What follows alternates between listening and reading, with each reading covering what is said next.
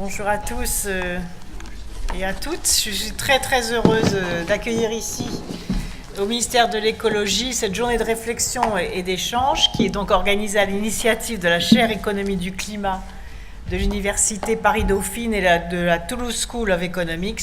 Donc vous êtes, cher Jean Tirole, la cheville ouvrière avec Christian de Pertuis. Merci aussi à M. Mestralet et Frérot d'être présents et à vous, M. Vittori, d'animer. Et puis bien sûr à vous tous présents dans cette salle à un moment crucial de la préparation de la conférence de Paris sur le climat, dans laquelle les enjeux économiques sont les enjeux de première importance. Si nous arrivons à résoudre les enjeux économiques, alors la conférence sur le climat sera un succès. Pour plein de raisons. D'abord, il y a eu la question du prix du carbone. On l'a vu qu'il n'est plus de question taboue. J'imagine que vous en avez parlé ce matin, m'a-t-on dit. J'ai eu un retour de ce que vous avez dit. Et puis, ça va être le débat aussi central. Ça a été également, d'ailleurs, au sein des débats de la Business and Climate Summit et du Climate Finance Day, qui ont montré, moi, ça m'a beaucoup surpris, parce que finalement, tout a convergé. Enfin, en tout cas, beaucoup de choses ont convergé sur la question du prix du carbone. Ça m'inspire plusieurs observations. D'abord, c'est que la prise de conscience a progressé. Ensuite, c'est que les milieux économiques et financiers ont enfin compris que le laisser-faire climatique avait un coût considérable et des risques aussi considérables. Et donc, que les acteurs économiques et financiers étaient prêts à agir, non pas par générosité pour la planète, mais dans un intérêt économique bien compris. Et donc si tout d'un coup, en servant la planète, ils arrivent à se servir eux-mêmes, on est donc dans des cercles vertueux, des cercles convergents, des dynamiques convergentes qui ne peuvent être que favorables. Et même, c'est la seule solution pour mettre en place des décisions durables, efficaces et crédibles. Et donc je trouve que nous vivons un moment historiquement passionnant parce qu'on sent ce basculement. Alors est-ce qu'il va avoir lieu? À quelle vitesse? C'est un peu les questions qui sont soulevées aujourd'hui. Bien évidemment, moi qui ai toujours pensé que plus la transition énergétique était rapide, plus la transition écologique était rapide, plus elle était bénéfique, et paradoxalement, plus elle était sécurisante et stable. Au fond, dans ce domaine-là, c'est la vitesse qui est sécurisante et la lenteur qui est insécurisante. Et donc, il faut maintenant rapidement identifier les questions qu'il faut trancher. Donc, c'est l'objectif de vos échanges et des travaux que vous faites depuis longtemps. Et en même temps que les responsables politiques puissent valider le choix de ces questions, la hiérarchie de ces questions, et comment on y répond, sous quelle forme et avec quel délai. La deuxième observation, c'est qu'enfin le climat, qui est un bien commun de l'humanité, a une valeur économique. Ça, c'était pas à gagner d'avance.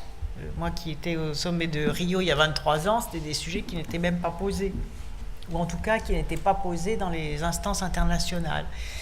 Et donc lutter contre sa dérive en réduisant nos émissions de gaz à effet de serre crée de la richesse, c'est de la croissance verte. C'est pas seulement un fléau auquel il faut répondre, c'est une chance à saisir. Ensuite, il est important d'envoyer aux investisseurs et au marché un signal positif qui va encourager les décisions qui vont privilégier les solutions bas carbone.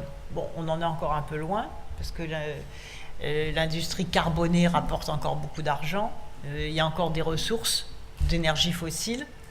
Et donc, comment est-ce qu'on va jusqu'à faire ce que recommande le GIEC? C'est-à-dire, est-ce qu'on va jusqu'à renoncer à l'exploitation d'énergie fossile? Et quel est le modèle économique qui va permettre de renoncer à l'exploitation d'énergie fossile? C'est pas simple. Même moi, j'y suis confrontée, parce que c'est moi, en tant que ministre de l'Énergie, qui donne les autorisations de recherche sur les énergies fossiles, quand c'est sur le territoire métropolitain ou dans les outre-mer, et je me dis, mais non, à l'échelle planétaire, on me dit qu'il faut avoir la force et le courage de renoncer à l'exploitation d'énergie fossile, et moi, en tant que ministre de l'énergie, on me demande des autorisations. Alors on me dit, oui, mais c'est parce que ça diminue notre facture énergétique d'importation. Donc il y a aussi un autre raisonnement économique qui vient télescoper le premier. Et puis dans tous les pays émergents, je le vois, parce que quand on discutait avec le Premier ministre indien et avec d'autres, comment leur demander de renoncer à l'exploitation d'énergie fossile alors que 70% de leur population n'a pas accès à l'électricité. Donc c'est aussi un enjeu majeur. C'est-à-dire à quel moment est-ce que les pays développés qui ont bénéficié de l'utilisation et de la surexploitation des énergies fossiles vont maintenant donner des injonctions au reste du monde alors même que dans ce reste du monde, une grande partie de la population n'a pas accès à l'énergie, donc n'a pas accès à l'éducation, donc n'a pas accès à la culture, parce que je crois que derrière la question de l'accès à l'énergie, et donc bien évidemment de préférence aux énergies propres, il y a tout l'enjeu du développement et notamment tout l'enjeu de l'éducation. Alors ensuite, troisième observation, il existe toutes sortes de tarifications de carbone, explicites et implicites. Et donc ce que l'on attend de vous, c'est de savoir qu'est-ce qui marche, qu'est-ce qui ne marche pas.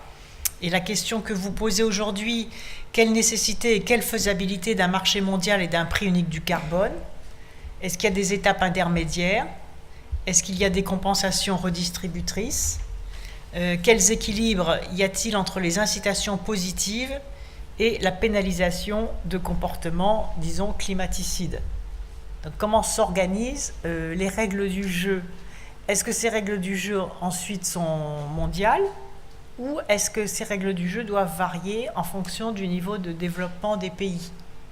Je pense qu'un certain nombre de continents émergents ou de continents qui subissent le plus fortement les dérèglements climatiques s'attendent à ce que les règles du jeu soient adaptées en fonction justement des problèmes d'adaptabilité. Et donc, mais est-ce que ça a un sens, puisque le marché maintenant est mondialisé? Donc comment est-ce qu'on combine ces deux exigences? Donc sur tous ces sujets, les décideurs, mais aussi les citoyens, toutes les forces vives de la société civile ont besoin que vous éclairiez les choix possibles et les options les plus efficaces, et ensuite nous prendrons nos responsabilités. Et c'est vraiment à partir de la connaissance économique, de l'inventaire des solutions, de la confrontation de différents modèles économiques, que les responsables politiques que nous sommes pourront prendre leurs responsabilités. Et plus les explications seront claires, plus les savants se mettront à la portée du plus grand nombre pour expliquer les enjeux économiques, plus nous pourrons faire adhérer les forces vives d'un pays aux règles du jeu que nous devrons avoir le courage d'imposer. Alors ensuite, l'émergence de signaux économiques et financiers incitatifs constitue donc un enjeu majeur de la réussite de la conférence de Paris sur le climat, dans trois directions, à la fois parce qu'il y a une demande de règles claires, de règles stables, de règles communes et transparentes, et cela de façon de plus en plus forte du côté des entreprises, le secteur financier aussi qui est conscient du risque systémique et de dépréciation des actifs liés au changement climatique.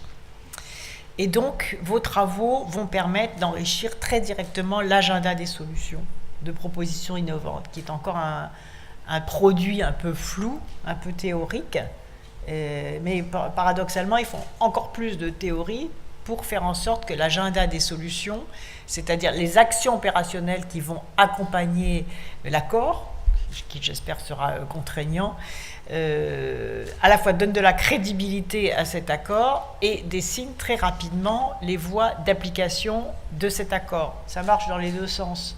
C'est-à-dire la crédibilité de l'un, agenda des solutions, conforte l'accord et même permet d'accélérer la signature de cet accord, et inversement, la qualité de cet accord va crédibiliser et va permettre l'application rapide des solutions. Donc ça joue dans les deux sens, et c'est dire à quel point les deux choses se tiennent. Et donc vous êtes les ambassadeurs de la valeur sociale et du prix du carbone. Donc c'est absolument crucial. Il reste peu de temps en plus, parce qu'il va y avoir le G7, ensuite il y a les sommets bilatéraux, ensuite il y a la conférence de New York au mois de septembre. Et donc il faut vraiment il est absolument crucial que les choses s'accélèrent du côté de ces solutions économiques et du côté des propositions que vous faites autour des sujets, des enjeux économiques de la conférence sur le climat. Voilà, en conclusion, je suis venue surtout pour vous écouter, une bonne heure, vous remercier de votre engagement dans un débat essentiel qui n'est pas seulement un débat scientifique et académique, mais un débat démocratique majeur. Je ne pourrai malheureusement pas rester toute la journée parce que je pars tout à l'heure aux États-Unis, à Yorktown, pour accueillir l'Hermione, qui le bateau de la frégate de la Liberté de Lafayette, sur laquelle j'ai travaillé pendant plus de 10 ans à la tête de ma région Poitou-Charentes. Donc je vais voir le résultat de cette obstination, de cet engagement, de ce grand mouvement bénévole d'ailleurs, qui a permis, bénévole avec quand même des investissements publics de la région. Et donc ça va être, je pense, un moment magnifique. Et puis j'aurai l'occasion de rencontrer aussi des membres du Congrès américain sur la question de la conférence de Paris sur le climat, un certain nombre d'économistes aussi, pour faire avancer la cause de la conférence de Paris.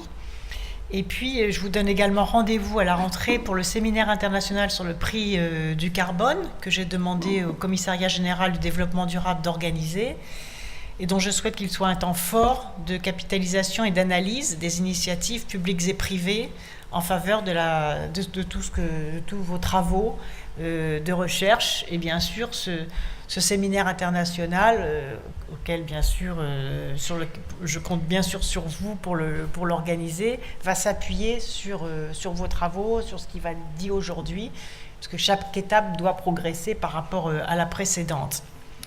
Voilà, permettez-moi pour conclure d'emprunter cette remarque à un philosophe américain, Santayana, qui vous précéda à Harvard, M. Stavins. Le difficile, c'est ce qui peut être fait tout de suite, et l'impossible, c'est ce qui prendra un peu plus de temps. Voilà, donc nous y sommes et je vous laisse la parole.